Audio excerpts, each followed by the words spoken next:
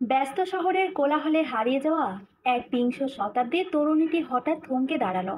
দীর্ঘ 7 বছর পর ভালোবাসার মানুষটাকে নিজের সামনে দেখলে হয়তো তাই হবে, কিন্তু সেই মানুষটা এখনো নীরাকে দেখেনি। অন্তিম যখন ভিক্টোরিয়ার ছবি তুলতে ব্যস্ত, নিজেকে আড়াল করে একটু দূরে গিয়ে দাঁড়ালো নীরা। এত বছর পর মানুষটাকে দেখে মনে হলো মানুষটা হয়তো আগের মতো ওর জন্য অপেক্ষা করছে। কিন্তু এত বছর পর ওইসব ভাবা নীরার কাছে নেহাতি বোকামি ছাড়া আর কিছু না। আজ ব্যস্ত সময় থেকে একটু সময় বের করে নীরা বেরিয়েছিল ক্লান্ত বিকেলের এই দীর্ঘ পথে। এত বছরের কলের মানবের মতো চলতে চলতে ও ভীষণ ক্লান্ত। খুব ইচ্ছে করে নতুন করে আবার এই শহরের মাঝে হারিয়ে যেতে, কিন্তু সে আর কত হারাবে। দীর্ঘ 7 বছর তো এই শহরের মাঝে বিলীন হয়েই আছে।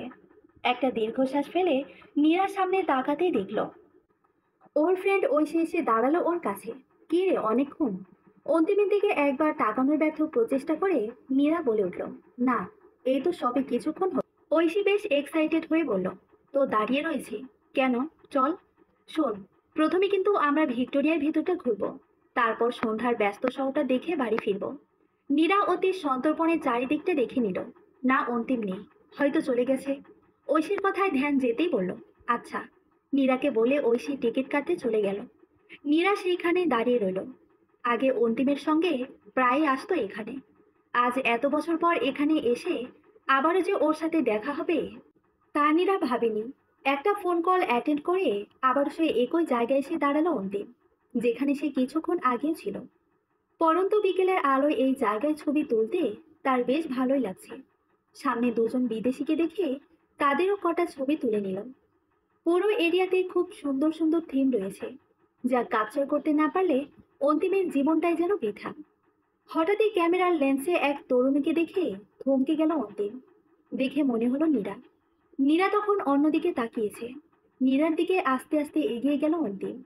নীরার পেছনে দাঁড়িয়ে অন্তিম ডেকে উঠল, এক্সকিউজ মি। নীরা বলুন বলে পেছনে ঘুরে ব্ল্যাক পাঞ্জাবি পরিহিত অন্তিমকে দেখে কি বলবে ভুলে গেল। একেবারে বাকশূন্য। ধূসর রঙা শাড়ি, চুলটা বেনুনি করে একপাশে এনে রাখা, কানে ছোট দুল, হাতে ঘড়ি। মুখে তার নেই কোনো অভিজাতের ছোঁয়া। কাঁধে থাকা ব্যাগটা এক হাতে খামচে ধরে দাঁড়িয়ে রয়েছে নীরা। অন্তিম যেন এই রূপে অভিভূত হয়ে গেল। সেও যেন বাকশূন্যের মতো নীরব হয়ে গেল। অনেক নীরবতার পর অন্তিম বলে উঠল, কেমন আছো? ঘুরতে বুঝি?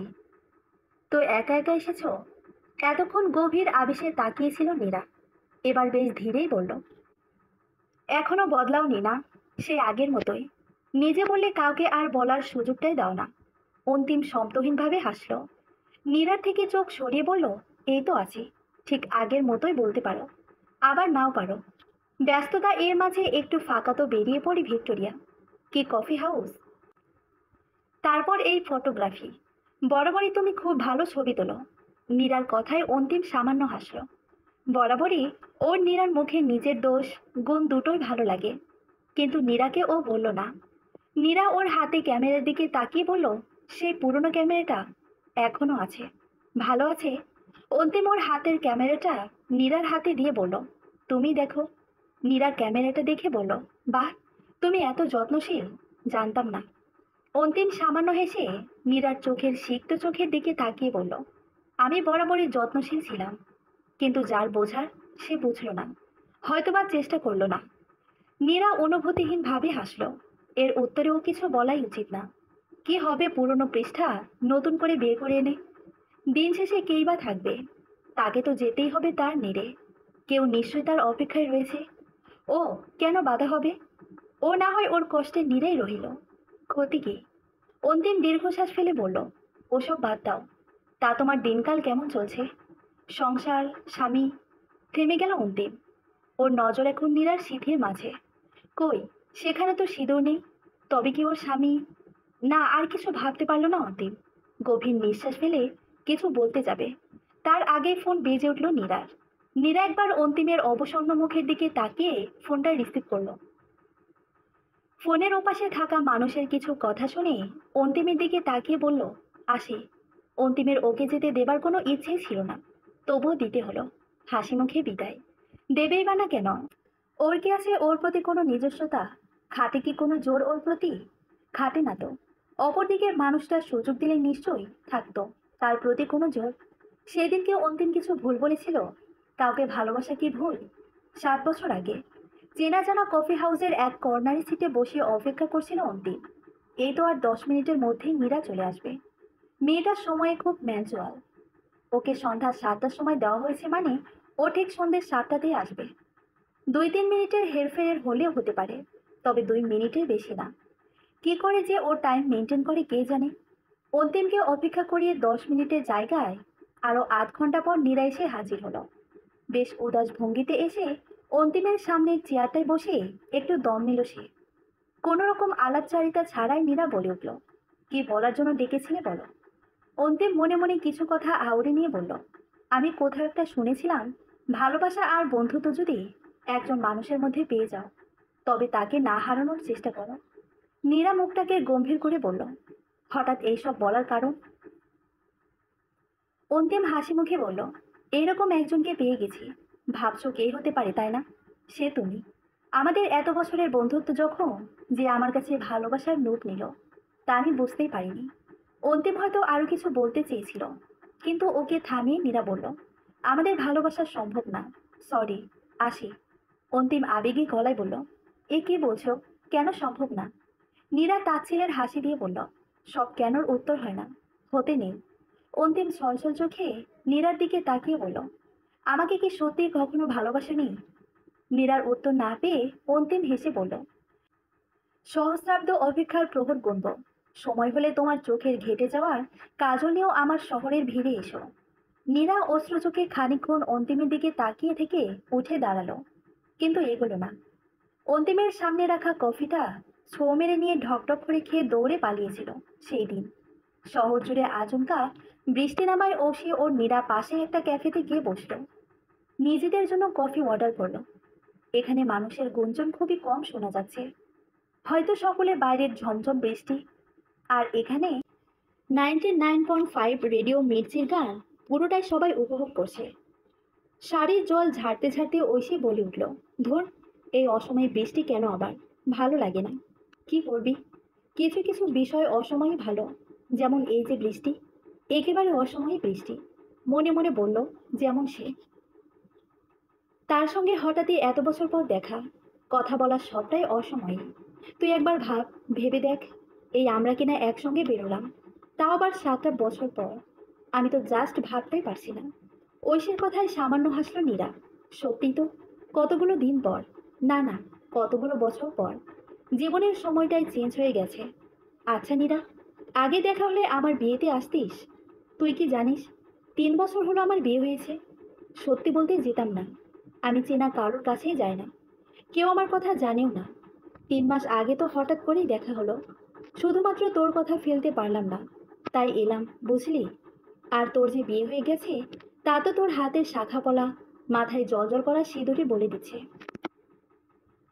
ঐশী কিছু বলতে যাচ্ছিল, কিন্তু তখনই একজন কফি রেখে গেল।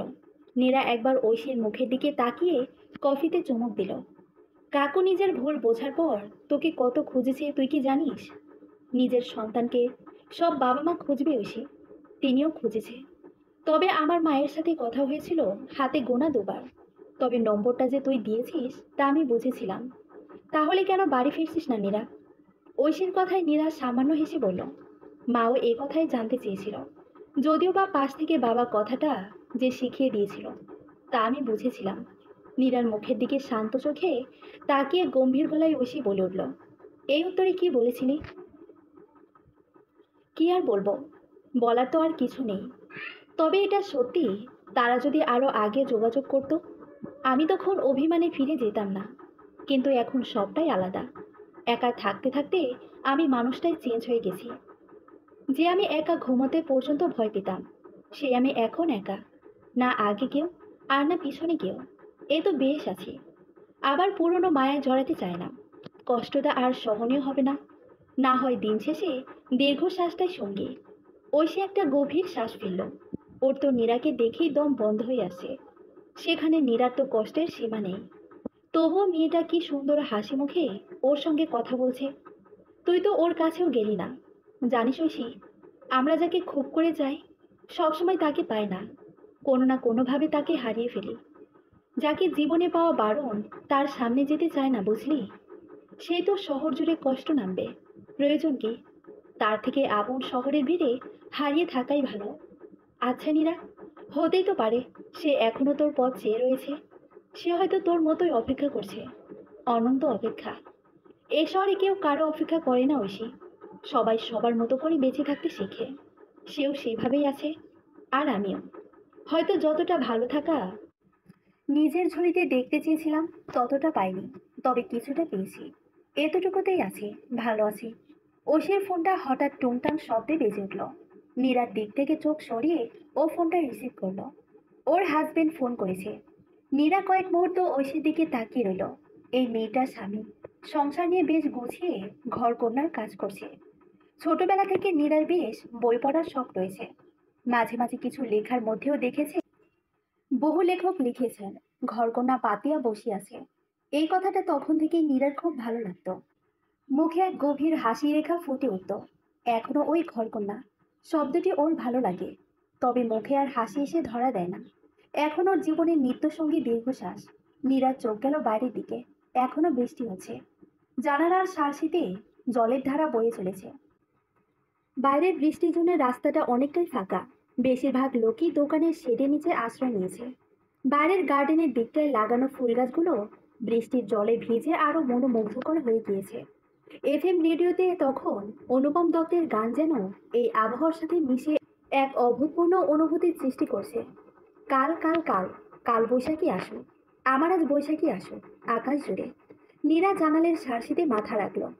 আবেশে চোখ বন্ধ করে নিল। চোখের সামনে ভেসে উঠল আজ বিকেলে অন্তিমের বলা কথাগুলো। অন্তিমের চোখের দিকে আজও বেশিক্ষণ তাকাতে পারেনি। ওর ওই চোখ আজ 7 বছর পরও কিছু গভীর ক্ষত বহন করছে। আচ্ছা, অন্তিম ভালো আছে নিশ্চয়ই। দীর্ঘ 7 বছর পর তার ভালো থাকার খোঁজ। এই কথাটা অন্তিমকে করলে সে নিশ্চয়ই তাচ্ছিলই হাসি হাসবে।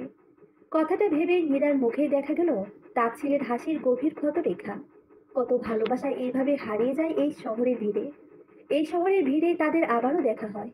কেউ তাদের দিকে দূরে থেকে দাঁড়িয়ে হাসে, কেউ বা তার প্রিয় মানুষটাকে দূর থেকে দেখে খুশিতে কেঁদে ফেলে, কেউ বা তাকে না পাওয়ার কারণে বিধ্বস্ত হয়, কেউ বা আবার চিনেও চিনতে না পারার ব্যর্থ অভিনয়ে সামিল হয়। এভাবেই হয়তো এখনো শহরের আনাচে কানাচে ভালোবাসাগুলো দীর্ঘশ্বাস ফেলে। শুধু তারা নয়, এর পাশে শহরও প্রতিদিন দীর্ঘশ্বাস ফেলে। নিজের হৃৎপাজরে বেড়ে ওঠা ভালোবাসার গুলো সমাপ্তিতে শহরও তপ্ত নিঃশ্বাস ফেলে। ভালোবাসার মানুষগুলো সারা জীবন এই পৃথিবীতে থাকে না। তারা এই দুঃখগুলো থেকে মৃত্যুর পর নিষ্কৃতি পায়। কিন্তু শহর, শহর তো কখনো মরে না। তার মধ্যে লুকায়িত থাকে অসমাপ্ত ভালোবাসার অসমাপ্ত অধ্যায়গুলো। কোথায় যাচ্ছ নীরা? নিখিলেশ বাবুর কথায় নীরা থমকে দাঁড়ালো। নিখিলেশ সান্যাল সম্পর্কে নীরার বাবা। তিনি তার ছেলে মেয়েদের তুমি করেই বলেন। নীরা ঘর থেকে বেরিয়ে মাকে আসছি বলতে যাবে, তার আগে তার বাবা তাকে ডেকে উঠল। আজ নির্ঘাত দেরি হয়ে যাবে যেতে। অন্তিম নিশ্চয় ওর জন্য অপেক্ষা করছে। নিজের মনের কথাগুলো বলে বাবার ঘরের দিকে গেল। ওর বাবাকে বাইরে থেকে দেখা যাচ্ছে। তিনি বিছানায় হেলান দিয়ে বসে রয়েছে। আজ রবিবার, বাবা বাড়িতেই রয়েছে। নীরা ঘরের ভেতরে ঢুকে দেখলো নীরার মা ও দাদা ওইখানে রয়েছে। কিছু বলবে বাবা? নিখিলেশ বাবু কিছু একটা দেখছিল মোবাইলে।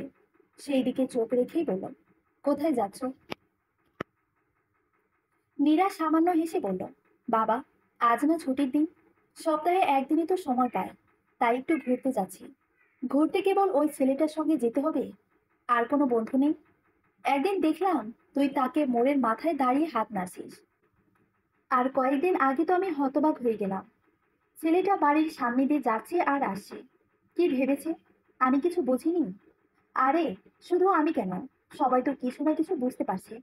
তুই তো আমাদের মান সম্মান কিছু রাখলি না। নীরা ওর দাদার কথায় হতবাক হয়ে গেল। ওর দাদা কি তবে ওকে সন্দেহ করছে? কিন্তু এটা তো পুরোপুরি সত্য না। নীরা ওকে ভালোবাসে, কিন্তু তা বলে অন্তিম ওকে ভালোবাসে কিনা তা তো ও জানে না। ইনফ্যাক্ট নীরা এখনো পর্যন্ত ওর মনের কথা অন্তিমকে জানায়নি পর্যন্ত। সম্পর্কটা বন্ধুত্বের মধ্যে এখনো পর্যন্ত সীমাবদ্ধ। এটা তো নর্মাল ফ্রেন্ডও হতে পারে। তাকে ওর দাদা বোঝে না? তা ও তো ইউনিভার্সিটির কত শত নিয়ে বন্ধু ছিল। এখনো অনেকের সঙ্গে তার যোগাযোগ রয়েছে।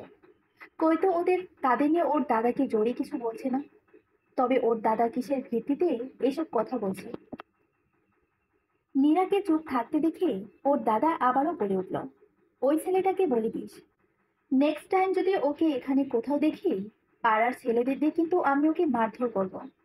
নীরা ভয়ে ভয়ে ওর বাবার দিকে তাকিয়ে বলল, বাবা আমি। ছেলেটা কে নীরা? তার সঙ্গে তোমার কিসের এত ঘোরাঘুরি? বাবার কথায় নীরা হাত কচলে বলল, বাবা, ও আমার কলেজের সিনিয়র ছিল, সেই থেকে আমাদের বন্ধুত্ব। নীরার দাদা সরু চোখে বড়ির দিকে তাকিয়ে বলল, তা কি শুধুই বন্ধুত্ব নাকি? আহ বাবু, চুপ কর তো তুই, ওর কথা তো শোন। মায়ের কথায় নীরা একটু সাহস পেল, কিন্তু ওর বাবা ওর মাকে চুপ করে বলল, আমি তো ঠিকই বলেছি অঞ্জু, যাকে সেসব বাদ দাও। নীরার দিকে তাকিয়ে বলল, আমি তোমার বিয়ে ঠিক করেছি। এই বিষয়ে আমি কোনো কথা শুনতে চাইছি না। এই মাসের শেষে বিয়েটা ঠিক করেছি। কাল বিকেলে রেডি থেকো, ছেলের বাড়ি থেকে তোমাকে আশীর্বাদ করে যাবে। ছেলে আমার চেনা, সৌরভ দত্ত, ব্যাংকে চাকরি করে, পরিবার ভালো, যথারীতি বনেদি বাড়ি। এই বিষয়ে আমি তোমার কোনো কথা শুনতে চাই না। আমার কথার যেন কোনো নড়চড় না হয়। নীরা কিছুক্ষণ থম মেরে দাঁড়িয়ে রইল। ভালোবাসার মানুষটাকে ভালোবাসি বলার আগে এই দুর্ঘটনা, এমনটা না হলে কি খুব ক্ষতি হতো? ও যে ভেবেছিল আজ নিশ্চয়ই অন্তিমকে ওর মনের কথা বলবে, তাই নিশ্চয়ই অন্তিমকে বলেছিল আজ একটু কষ্ট করে শাড়ি পরে আসবে। না, অন্তিমের জায়গায় অন্য কাউকে মেনে নেওয়াটা সম্ভব না। যে করে হোক বাবাকে বোঝাতে হবে, অন্তত চেষ্টা করে দেখতে হবে। নীরা নিজেকে যথা সম্ভব শান্ত রাখার চেষ্টা করছে। চোখ জ্বালা করছে ওর, গলাটাও ব্যথা করছে। বাবা, আমি এই বিয়ে করতে পারবো না। আমি অন্তিমকে ভালোবাসি। হ্যাঁ রে, তোর লজ্জা করছে না? বাবার মুখের ওপর তুই নিজের ভালোবাসার কথা বলছিস। দাদার কথায় নীরার গ্রাহ্য করল না। বাবা, আমি অন্তিমকে ছাড়া আর কাউকেই নিজের জীবনের সাথে জড়াতে পারবো না। ভাবা তো বহুত দূর। আমি কখনোই ওই ছেলেকে মেনে নেব না নীরা, এখনোই বলে দিই। আশা করি তুমি ওই ছেলের সাথে আর কোনো সম্পর্ক রাখবে না। একটা কথা সবসময় মাথায় রেখো, প্রেমের বিয়ে কখনো সুখকর হয় না। আর যেখানে পরিবারের আশীর্বাদ না থাকে, সেখানে নিশ্চয়ই তুমি সুখে থাকবে না। বাবা, তুমি ভুল বললে। শুধু প্রেমের বিয়ে না, বাবা মা দেখে শুনে বিয়ে দিলেও কিছু কিছু ক্ষেত্রে সেই বিয়ে সুখকর হয় না। প্রেমের বিয়ের ক্ষেত্রে বলা হয় নিজের দোষে এই পরিণতি। আর বাবা মা দেখে শুনে দিলেও যখন সেই বিয়ে সুখকর হয় না, তখন বলো কি করবি? তোর ভাগ্যে ছিল। অর্থাৎ ৯-১০টা তোমার, আর নয়তো তোমার ভাগ্যে। দুটোর ক্ষেত্রে পুরোটাই তোমার, তাই না? খুব বড় বড় কথা শিখছো দেখছি। বেশ, যা খুশি তাই করো। তবে ওই ছেলেকে বিয়ে করলে আমি তোমার সঙ্গে কথা বলা তো দূর, মুখও দেখবো না। ভুলে যাব আমার কোনো মেয়ে ছিল। আর তুমি খুব ভালো করে জানো আমার মুখের কথার নড়চড় হয় না। বাবা, এই নীরা, কাঁদছিস কেন? ঐশীর কথায় নীরার হুঁশ ফিরল। ৭ বছর আগের কথাগুলো হঠাৎই ওর মনে পড়ে গিয়েছিল। শাড়ির আঁচলটা দিয়ে ভালো করে চোখের জল মুছে নিল নীরা। কিন্তু জল মুছতে গেলেই আগের কথা মাথায় ঘুরছে নীরার। কিছুতেই নিজেকে সামলাতে পারছে না। তুই বস, আমি আসছি। নীরা ওয়াশরুমের দিকে পা বাড়ালো। ঐশী একভাবে নীরার যাবার দিকে তাকিয়ে রইল। হঠাৎই ঐশীর পাশ দিয়ে কেউ নীরার কাছে যেতে গেলে ঐশীর কথায় ব্যক্তিটি দাঁড়িয়ে পড়ে। ওইদিকে কোথায় যাচ্ছ? ও কিছুক্ষণ পর চলে আসবে। ওর একটু নিজেকে সামলাতে সময় লাগবে। আশা করি সেই সময়টা তুমি ওকে দেবে। নাও, এখানে বসো, কফি অর্ডার করি। ও কাঁদছে কেন? এতক্ষণ তো ঠিকই ছিল, হঠাৎ কি হলো? কিছু তিক্ত অভিজ্ঞতা মানুষকে ঠিকমতো বাঁচতে দেয় না, হুট করে মনে এসে যায়, তাই হয়তো কষ্ট হয়। ওর এই মুহূর্তে খুব কষ্ট হচ্ছে। কি এমন হয়েছে যে ওর এত কষ্ট পাচ্ছে? ওর তো হাসি খুশি থাকার কথা, ওর স্বামী। আর বলতে পারলো না অন্তিম, গলাটা ধরে এলো। ঐশী অন্তিমকে স্বাভাবিক কণ্ঠে বলল, ওর কথা এখন থাক। এখন বলো তুমি কেমন আছো? ওই আছি। তো কবে বিয়ে করলি? সে 3 বছর হয়ে গেছে। তোমার বাড়িতে গিয়েছিলাম, কিন্তু বাড়িতে কেউ ছিল না। পরে জানলাম তুমি ব্যাঙ্গালোরে। ওই চলছে জীবন। আর তোর বন্ধু, তার কি খবর? এত শুকিয়ে গেছে কেন? বর্গে খুব কাজ করে নাকি? ও সে ঠিকই বুঝলো অন্তিম নীলার কথা বলছে, কিন্তু এই প্রশ্নের প্রেক্ষিতে ও কোনো জবাব দিল না। কথা ঘুরিয়ে বলল, আন্টি কেমন আছে? ভালো। তোমার বউকে দেখবো বলেছিলাম, কই, তাকে তো আনলে না? অন্তিম হেসে বলল, এই জন্মে তো আমার বউকে দেখতে পেলি না, পরের জন্মে তুই কন্ট্রাক্ট এ থাকলে তোকে আমার বউকে দেখাবো। সে কি? বউ দেখালে কি তোমার বউকে চুরি করে নেব নাকি? ঐশী, তুই বেশি বুঝিস। আমি এখনো বিয়ে করিনি। সে কি? বিয়ে করনি কেন? মেয়ে খুঁজবো নাকি? হাতে অনেক মেয়ে আছে। তোমাকে কেউ বলেনি অন্তিমের জন্য মেয়ে দেখতে। ওর ভালো মন্দ ভাবার মানুষ এখনো ওর কাছেই রয়েছে। তোমরা তো কেবল কি করে কাউকে খারাপ রাখতে হবে তা চিন্তা করো। আর অন্তিম, তুই এই মেয়েটার সঙ্গে দেখা করতে এসেছিস। আমি ভাবতে পারছি না এরা দুই বন্ধুই এক। দেখ, হয়তো তোর কাটা ঘায়ে নুনে ছিটে দিতে দেখেছে। তোকে ওই ভাবলে দেখলে তবেই তো ওদের আত্মতৃপ্তি হবে। পেছনে কারো গলার স্বরে ঐশীর বুকটা ধক করে উঠল। কার গলা শুনলো? ঋষি। এত বছর পর ঋষি ততক্ষণে সামনে এসে দাঁড়িয়েছে। ঐশী ঋষির দিক থেকে চোখ সরিয়ে সামনে অন্তিমের দিকে তাকালো। আহ, ঋষি তুই চুপ কর তো। আর ঐশী শোন, আমি কাউকে নিজের জীবনের সঙ্গে জড়াতে চাই না। শুধু সেই আমার সব ছিল, আছে আর থাকবে। তাকে ছাড়া আমার বাম পাশটায় কাউকে জায়গা দেওয়া যাবে না। হ্যাঁ, তা কেন দিবি? যার জন্য এতগুলো বছর কাউকে জীবনে আসতে দিলি না, সে তো ভালোভাবে সংসার করছে। এই দেখ, তোর সামনে যে বসে আছে সেও খুব ভালো আছে তার জীবনে। আর এই দেখ, আমাকেই দেখ, আমি তো আমার জীবনে এগিয়ে গেছি। ঐশীর দিকে তাকিয়ে বলল, কোনো প্রতারকের কাছ থেকে ধোকা খেয়ে তোর মতো নিঃসঙ্গ জীবন কাটাচ্ছি না। আমার জীবনে এমন কেউ এসেছে যাকে নিয়ে আমি খুব সুখে আছি, বুঝলি? এবার তোর ও জীবনে এগিয়ে যাওয়া উচিত। ঋষির কথায় অন্তিম ধমক দিয়ে বলল, আলতু ফালতু বকিস না। আর নীরার ব্যাপারে আমি কিছু শুনতে চাই না। আর ও তো আমাকে ধোকা দেয়নি। ও আমাকে ভালোবাসে না, সেই সত্যিটা কেবল জানিয়েছে। এটা নর্মাল ব্যাপার, ওকে? ঋষি চুপ করে গেল। অন্তিম ওকে পাশের চেয়ারটায় ইশারায় বসতে বলল।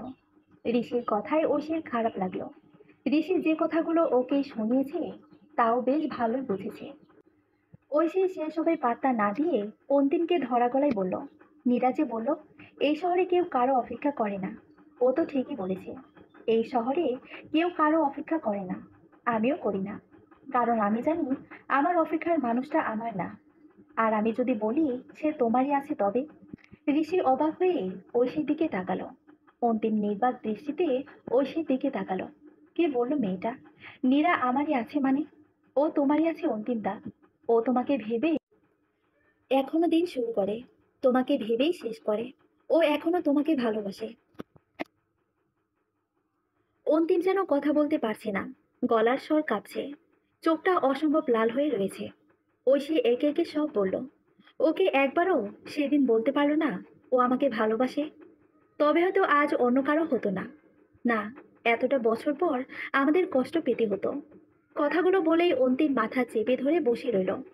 অন্তিমের কথায় ঐশী বলে উঠল, ও তো বিয়ে করেনি। এই কথাটাই হয়তো কমতি ছিল। অন্তিম এবং ঋষি দুজনেই যেন ঝটকা খেল। অন্তিম শান্ত দৃষ্টিতে ঐশীর দিকে তাকালো। হ্যাঁ, ও সত্যিই বিয়ে করেনি। ও তোমাকে বলতে পারছিল না। আরেকদিকে বাবার কথা না মেনে তোমাকে বিয়ে করতেও পারছিল না। তাই ও বাড়ি থেকে চলে যায়। সবাই ভেবেছিল ও তোমার সঙ্গে পালিয়ে গেছে, কিন্তু ও তাও করেনি। ও সেদিন ওর বাবার কথা মেনে একদিকে তোমাকে বিয়ে করেনি, কিন্তু অপরদিকে নিজের ভালোবাসাকে ছেড়ে অপরকে আপন করতে পারেনি। তাই ও সবাইকে ছেড়ে চলে যায়। ও বাড়ির লোক অনেক খোঁজ করে, কিন্তু কেউ ওকে পায়নি। ও এই শহরের ভিড়ে হারিয়ে গিয়েছিল। 7টা বছর পর ওর খোঁজ পাই আমি। বলতে গেলে হঠাৎ করে কয়েক মাস আগে হুট করে ওর সঙ্গে আমার দেখা হয়। ও পাশে একটা স্কুলে শিক্ষকতা করে। স্কুল, বাড়ি, তোমাকে নিয়ে ভাবো না, এইভাবেই দিন কাটছে ওর। তবে দিন শেষ ও ভালো না থেকেও ভালো থাকার অভিনয় ঠিকই করেছে। ঐশী কিছুক্ষণ থামলো। ওর চোখটাও ছলছল করছে। ওর কথাগুলো বলতেই এত কষ্ট হচ্ছে না জানি। ওই দুজন এতদিন কিভাবে কাটিয়েছে। একদিন, 2 দিন না, একেবারে 7টা বছর। অন্তিম স্তব্ধ হয়ে ঐশীর দিকে তাকিয়ে রয়েছে। চোখ দিয়ে এক ফোঁটা জল পড়ছে। ঋষি নিজেকে অপরাধী লাগছে। এতদিন ওর মীরার নামে অনেক বাজে কথা বলেছে। ইনফ্যাক্ট আজও। আমি তোমার অনেক খোঁজ করেছিলাম, পাইনি। ঋষির দিকে তাকিয়ে বলল, তোমার ফ্রেন্ডকে রীতিমতো হাতে পায়ে ধরে তোমার খোঁজ পেলাম। তার দেওয়ার জন্যেই তোমার খোঁজ পেলাম। না হলে আমি জানি না ঠিক এই সম্পর্কে কি পরিণতি হতো। তবে এখন জানি ঐশীর কথায় ঋষি মাথা নামিয়ে ফেলল। প্রতিবার যখনই ঐশী ওর সঙ্গে যোগাযোগের চেষ্টা করেছে, ও ততবারই ওকে এড়িয়ে গিয়েছে। ইগো তাই এর বেশি হয়ে দাঁড়িয়েছিল। আরো আগে যদি ও ঐশীর কথায় পাত্তা দিত, তবে হয়তো ওর বেস্ট ফ্রেন্ডের জীবনটা এতটা অগোছালো হতো না।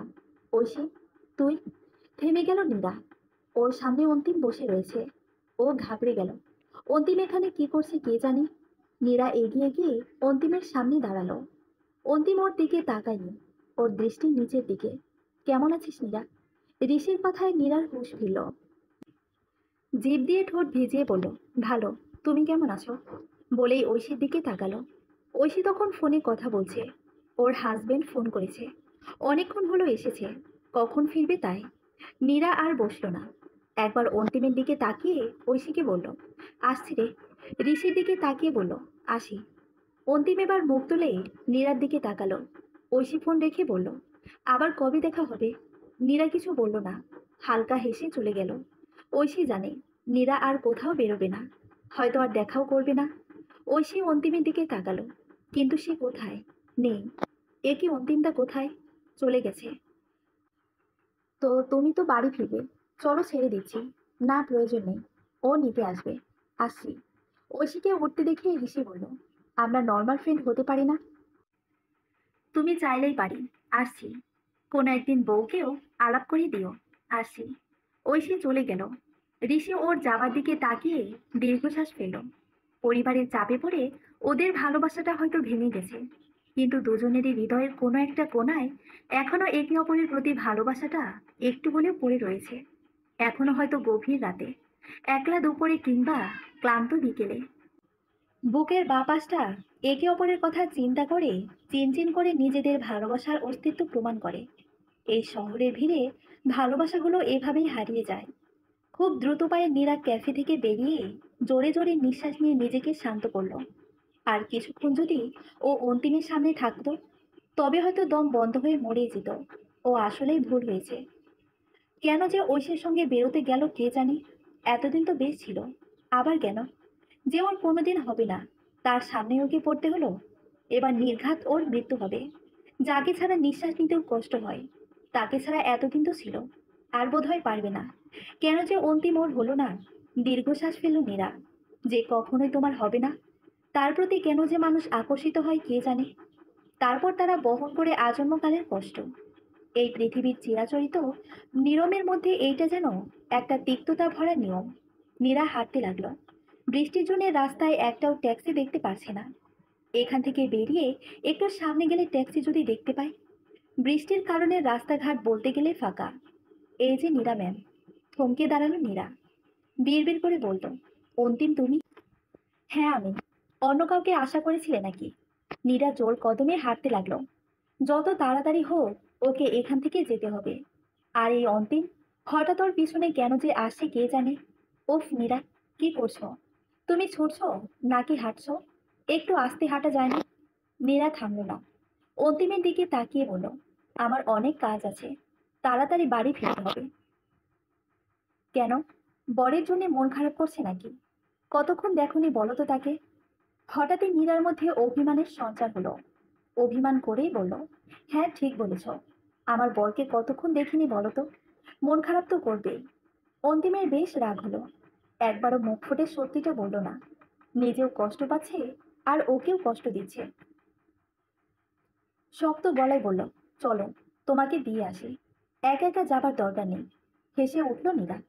হাতের ঘড়িতে কটা বাজে দেখে নিয়ে বলল, আমি একা পথ চলতে পারি, বলতে গেলে শিখে গেছি। আমার কাউকে প্রয়োজন নেই। তুমি বাড়ি যাও। ও বুঝেছি, তুমি আমার সাথে কেন যেতে চাও না।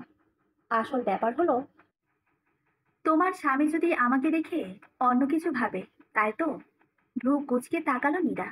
আবারও অন্তিম বলে উঠল, চিন্তা করো না, প্রয়োজন পড়লে বলো। এই অধম তোমাকে ভালোবাসতো, তুমি কখনো ভালোবাসোনি।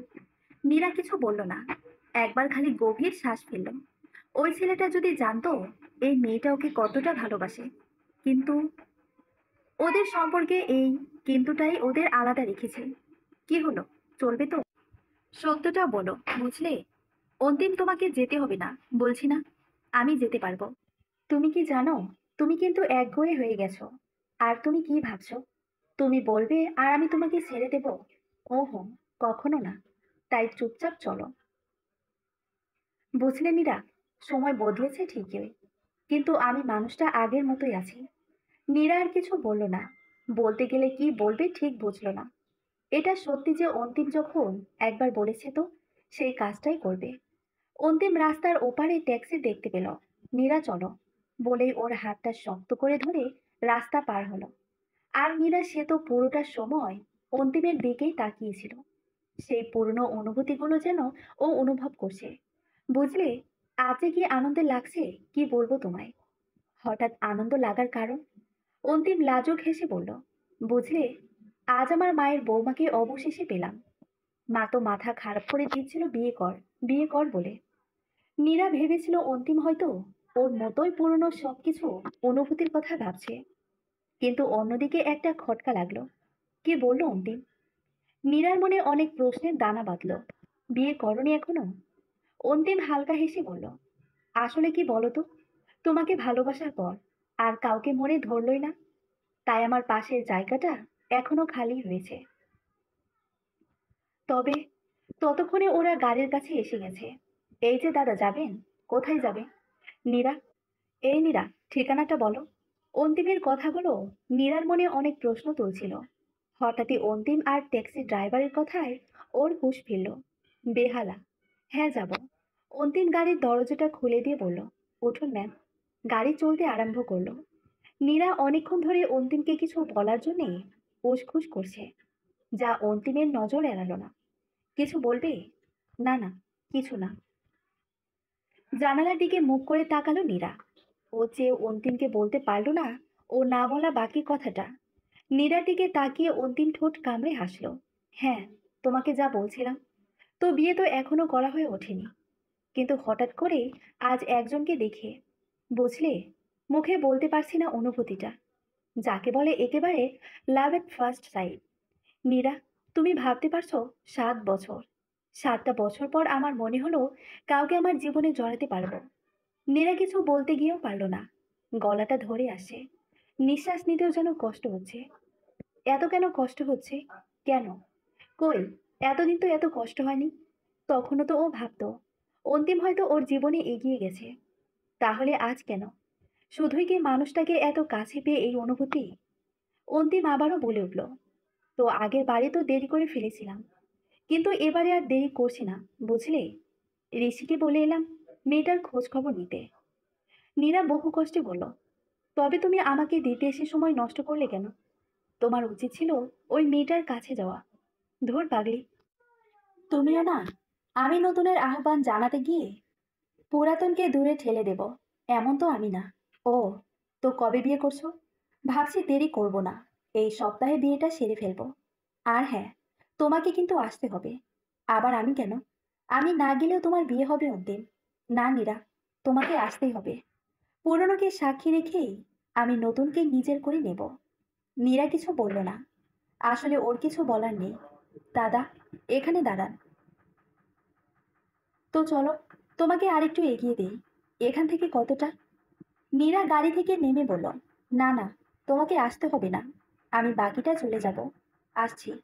নীরা সামনের দিকে এগিয়ে গিয়েও পিছিয়ে এসে বলল, নতুন জীবনের জন্য অনেক অনেক। বাকিটা আর বলতে পারল না।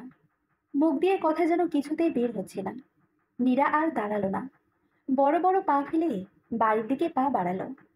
আমার বিয়েতে কিন্তু অবশ্যই আসতে হবে। আমি ইনভাইট করে দিলাম। বাই। গাড়ির শব্দে নীরা বুঝলো অন্তিম চলে গেছে। ও একবার পিছন ফিরল। বুক চিরে বেরিয়ে এলো দীর্ঘশ্বাস। আবার নতুন করে এই শহরের ভিড়ে ওকে বাঁচার চেষ্টা করতে হবে। আবার সব শুরু করতে হবে নতুন করে। এই শহরের ভিড়ে হারিয়ে যাওয়া ভালোবাসাগুলো কখনো শুরু হয় হুট করে, আবার হারিয়েও যায় হুট করে। আজ রবিবার। নীরা আজ বেশ দেরি করেই ঘুম থেকে উঠল। রাতে বই পড়তে পড়তে কখন যেন ঘুমিয়ে পড়েছিল টেরই পায়নি। এক ঘুমে একেবারে সকাল। রাতে খাবার পর্যন্ত খায়নি। চট জলদি বিছানা থেকে উঠে আগে বিছানা গুছিয়ে নিজে ফ্রেশ হলো। তারপর চট জলদি ও ওর জামা কাপড়গুলো সাবান জলে ভিজিয়ে দিল। আজ ওর অনেক কাজ। ঘর পরিষ্কার করতে হবে, কাপড়গুলো কাচতে হবে। রান্না করতে হবে, তার উপর আবার যোগ হয়েছে স্টুডেন্টদের পরীক্ষার খাতা। সব মিলিয়ে নীরা আজ বেশ ব্যস্ত। ছুটির দিনে মানুষ যেখানে রেস্ট নিতে ব্যস্ত থাকে, সেখানে ও থাকে কাজের ব্যস্ত। তবে এইসব ওর ভালোই লাগে। চায়ের জলটা ওভেনে বসিয়ে নীরা সোফার কুশনের পর্দাগুলো চেঞ্জ করে ফেলল। তখন থেকে চুলগুলো নীরাকে বেশ ডিস্টার্ব করছে। তাই ও চুলটা খোপা করতে করতে ঘরের দিকে গেল। আজ সকাল থেকে আবহাওয়াটা গুমোট ভাব। এই সকালে ওর গরম লাগছে। বৃষ্টি আজ না হলে প্রাণ যেন হাঁসফাঁস করার জোগাড় হবে। হঠাৎই ওর ঘরের কলিং বেল বেজে উঠল। নীরা আর ঘরে গেল না, দরজা খুলতে গেল। নিশ্চয়ই নিচের তলার আন্টি এসেছে। তাছাড়া ওর সাথেই কে বা দেখা করতে আসবে। কেউই ওর ঠিকানা জানে না। দরজাটা খুলে নীরা ভেতরের দিকে আবারও পা বাড়ালো। ওইদিকে চায়ের বসানো জল টকবক করে পড়ছে। আন্টি, দরজাটা বন্ধ করে দাও। তুমি চা খাবে? তুমি চা খাবে? অতিথিরা বাড়িতে এলে তুমি এইভাবে তাদের ওয়েলকাম করো নীরা? নীরা থমকে দাঁড়ালো। কার গলা শুনলো? অন্তিম। কিন্তু ও এখানে কি করছে? নীরা অন্তিমের দিকে তাকিয়ে রইল। ও এখনো ভাবতে পারছে না অন্তিম ওর সামনে দাঁড়িয়ে রয়েছে। কি হলো? বাড়ির ভেতরে আসতে বলবে না? অন্তিমের কথায় নীরার হুঁশ এলো। কিন্তু অন্তিমের পাশে দাঁড়িয়ে থাকা মহিলাটিকে দেখে নীরা যেন চমকে উঠল। অন্তিমের মা। নীরা ইতস্ত বোধ করে বলল, আন্টি, আপনি কিছু মনে করবে না, ভেতরে আসুন। না না মা, কি মনে করব? তুমি তো আমার মেয়ের মতো। অন্তিমের মা ঘরে ঢুকলেই অন্তিম বাইরেই দাঁড়িয়ে রইল। নীরা সেই দিকে তাকিয়ে কিছু বলতে গিয়েও পারল না। অন্তিম নীরাকে চুপ করে থাকতে দেখে বলল, আমাকে তো বললে না। না মানে, তুমিও এসো। আন্টি, এই নিন চা। অন্তিমের মা চা মুখে দিয়ে বলল, বাহ, তুমি তো খুব ভালো চা বানাও। নীরা কিছু বলল না। এবার অন্তিমই বলল, নীরা, তোমাকে তো আমার বিয়ের ব্যাপারে বলেছিলাম। অন্তিমের কথায় নীরা শান্ত দৃষ্টিতে ওর দিকে তাকিয়ে রইল। অন্তিম আবারও বলল, আজ আমার বিয়ে। সন্ধ্যার দিকে রেজিস্ট্রি ম্যারেজ করছি। আসলে তোমার বাড়ি থেকে রেজিস্ট্রি অফিস খুবই কাছে, 5 কি 10 মিনিটের পর। তাই মাকে সকাল সকালে নিয়ে তোমার বাড়ি চলে এলাম। আসলে আমার অনেক কাজ, বেরোতে হবে। মা একা কি করে আসবে? তুমি 7টা নাগাদ মাকে নিয়ে পৌঁছে যেও। আর তোমাকে আসতেই হবে। আমি আসছি। নীরাকে কিছু বলতে না দিয়ে অন্তিম বেরিয়ে গেল। তার মনের অবস্থা কি সে আদৌ বুঝলো, নাকি না বোঝার ভান করলো? মেরুন রঙের বেনারসি শাড়িটা পরে ঘর থেকে বেরোলো নীরা। আজ সারাদিন অন্তিমের মায়ের সাথে এই বাড়িতে একসঙ্গে অনেক কিছু করেছে। অনেকদিন পর নিজেকে কেমন যেন ওর পূর্ণ লাগছিল। কিন্তু কোথাও একটা কষ্ট ওকে তিলে তিলে এখনো মারছে। এখন বিকেল 5টা 39 মিনিট। অন্তিম সকালে বেরিয়ে যাওয়ার পর আর বাড়িতে আসেনি। কি করে আসবে? সে যে খুব ব্যস্ত। অন্তিমের মা নীরার শাড়ির কুচিগুলো ঠিক করে দিতে দিতে বলল, দেখলে তোমাকে এই শাড়িতে কত সুন্দর লাগছে। আর তুমি বলো কি না এই শাড়িতে তোমাকে মানাবে না। বলি, অন্তিমের বিয়ে বলে কথা, সবাই কত সাজবে তুমি জানো? না, আসলে আমার এই সাজসজ্জা ভালো লাগে না। সে ভালো লাগুক আর না লাগুক, সাজতে হবে। চলো চুলটা বেঁধে দিই। আমি বেঁধে নিচ্ছি। তোমাকে তো রেডি হতে হবে, তুমি বরং যাও, রেডি হয়ে নাও। আরে, আমি আবার কি তৈরি হব? বিধবা মানুষ, আমাকে দেখার মানুষ কি কেউ আছে? একটা শাড়ি পরবো, চুলটা বেঁধেই বেরিয়ে পড়বো। তার আগে তোমাকে তৈরি করব আমি। নীরার চুলটা খুলতেই অন্তিমের মা বলল, বাহ, তোমার চুল তো খুব লম্বা। নীরা কিছু বলল না, চুপ করে রইল। কেমন যেন কষ্ট তার সময় বাড়ার সঙ্গে সঙ্গে বাড়ছে। জানো, অন্তিমের বাবা তো ছোটবেলাতেই মারা গেছেন। আমি খুব কষ্ট করে ওকে মানুষ করি। বলতে পারো আমি ওর বন্ধুর মতো। ও তোমাকে ভালোবাসতো, তা আমি জানতাম। কিন্তু আমি ভাবতাম আমার ছেলের জন্য আমি মেয়ে ঠিক করব। মোট কথা, তোমাকে আমি কখনোই ছেলের বউ করতে চাইনি। সবসময় ঠাকুরের কাছে প্রার্থনা করতাম অন্তিম যেন তোমার কাছ থেকে সরে যায়। একসময় তাও ফুলেও যায়। জানো, সেদিন খুব খুশি হয়েছিলাম। নীরা গভীর নিঃশ্বাস ফেলল। মনে মনে ভাবল, অন্তিম ওর কপালেই নেই। না হলে এত বাধা কেন? একদিকে যা হয়েছে ভালো হয়েছে। ও ভাগ্যিস সেদিন অন্তিমের কাছে যায়নি। আসলে ওর বাবা ঠিকই বলেছিল, পরিবারের আশীর্বাদ ছাড়া কোনো বিয়েই সুখের হয় না। অন্তিমের মা দীর্ঘশ্বাস ফিরে আবার বলল, কিন্তু সেই প্রার্থনায় আমার কাছে ভুল ছিল। একসময় ছেলেটার কষ্ট বুঝলাম। ও নিজের মনে সেই কষ্ট লুকিয়ে রেখেছিল, বুঝতেই পারিনি। তখন তোমাকে শত চেয়েও আর পাইনি। কিন্তু আজ যখন পেলাম, তখন। নীরার চোখ দিয়ে জল গড়িয়ে পড়ল। চোখের জলটা মুছে বলল, তুমি গিয়ে তাড়াতাড়ি রেডি হও, দেরি হয়ে যাচ্ছে তো। মীরা রেজিস্ট্রি অফিসের সামনে আসতেই প্রথমে চোখে পড়ল অন্তিমকে। সাদা পাঞ্জাবিতে এতটা সুন্দর কাউকে লাগতে পারে, মীরা বিশ্বাস করতেই যেন পারছে না। মীরাকে দেখে অন্তিম ওর সামনে গিয়ে দাঁড়ালো। ওর দিক থেকে যেন চোখ সরাতে পারছে না অন্তিম। শাড়িটা ওই পছন্দ করে কিনেছে, তার সঙ্গে হালকা সাজে ওকে আরো সুন্দর লাগছে। অন্তিম, আমি অফিসের দিকে যাচ্ছি, তুই আয়। অন্তিমের মা চলে যেতেই অন্তিমের দিক থেকে নজর সরিয়ে নীরা বলল, আমার এবার যাওয়া উচিত। নীরা যেতে উদ্যত হতেই ওর হাত ধরে অন্তিম অফিসের দিকে এগোলো। নীরা হাত ছাড়ানোর চেষ্টা করতে অন্তিম বলে উঠল, যাবে তো অবশ্যই, তার আগে আমার বিয়েটা কমপ্লিট হোক। আর তাছাড়া পূর্ণকে সাক্ষী রেখে আমি নতুন জীবনে প্রবেশ করতে চাই। আশা করি তুমি আমার একটা কথা অন্তত রাখবে। অন্তিমের কথায় নীরা শান্ত হয়ে গেল, কিন্তু অফিসের ভেতরে পা রেখেই থমকে দাঁড়ালো। এখানে ও বাড়ির সকলে রয়েছে। এতদিন পর বাবা মাকে পেয়ে নীরা বাকশূন্য হয়ে গেছে। নীরা, তুমি অন্তিমকে বিয়ে করো। বাবার মুখে অন্তিমকে বিয়ে করো কথাটা শোনার জন্যে নীরা যেন প্রস্তুত ছিল না। এতদিনের অভিমান ঠিক হলেও নীরা যে ওর বাবার কথা রাখতে পারবে না। অন্তিম যে এখন অন্য কাউকে ভালোবাসে, ও জোর করে তো। নীরার ভাবনার মাঝে অন্তিম নীরার হাতে পেনটা ধরিয়ে চোখ মেরে বলল, বিয়ে করতে না চাইলেও বলবে না, বিয়ে তোমার আমাকেই করতে হবে। নীরা ফ্যালফ্যাল করে অন্তিমের দিকে তাকালো, কি বলছে কি? ওকে বিয়ে করতে হবে মানে? নীরার ভাবনার মাঝে অসি এসে বলে উঠল, দেখ, বিয়ে করতে না চাইলে বলে দে, আমার হাতে অনেক মেয়ে আছে। ঐশীর কথায় পাশ থেকে ঋষি টিপকিনি কেটে বলল, এমন করে বলছে যেন আমাদের হাতে আর কোনো মেয়ে নেই। তুমি জানো আমার বন্ধুর পিছনে কত মেয়ে ঘোরে? ঐশী ভেংসি কেটে বলল, সেটা আমাকে বলে কি হবে, নীরাকে বলো। ভবিষ্যতে বরকে সামলে রাখতে তো ওকেই হবে। নীরা আমার বন্ধুকে সামলাতে পারবে তো? না হলে এখনো বলে দাও, ঐশীর হাতে অনেক মেয়ে আছে। ওদের কথায় নীরার বাবা হালকা কেসে বলল, রাজি না থাকলে বল, আমার হাতেও অনেক মেয়ে আছে।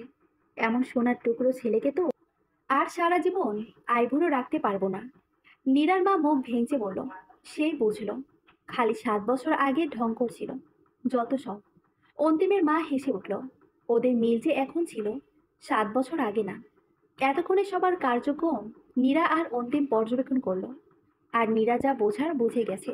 অন্তিম নীরাকে ঠেলা দিয়ে বলল, সাইনটা করো না বাবা, আমার হাত ব্যথা হয়ে গেলে আজ আর বিয়েটাই হবে না।